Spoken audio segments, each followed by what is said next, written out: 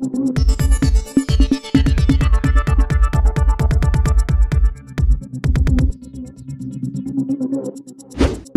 News Maharashtra बातमीचे वास्तववादी विश्लेषण। जय भीम। मी रमेश शिंदे, वंचित बहुजन आघाडी मोहोळ शहर अध्यक्ष।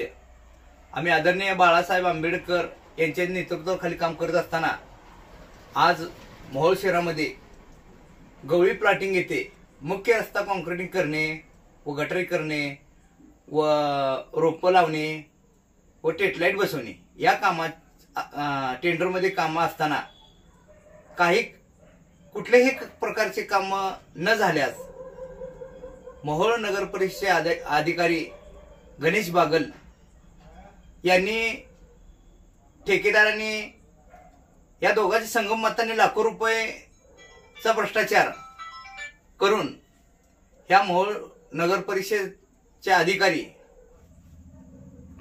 आज आम्ही सोलापूर जिल्हाधिकारी कार्यालयावर आंदोलन करण्यात आले आहे, तरी त्या आंदोलनाची दखल नाही घेतली तर मुंबई येथे आझाद मैदान येथे आम्ही आंदोलन करू व आमच्या आंदोलनाचा जो निर्णय होत नाही तोपर्यंत आम्ही तिथनं उठणार नाही।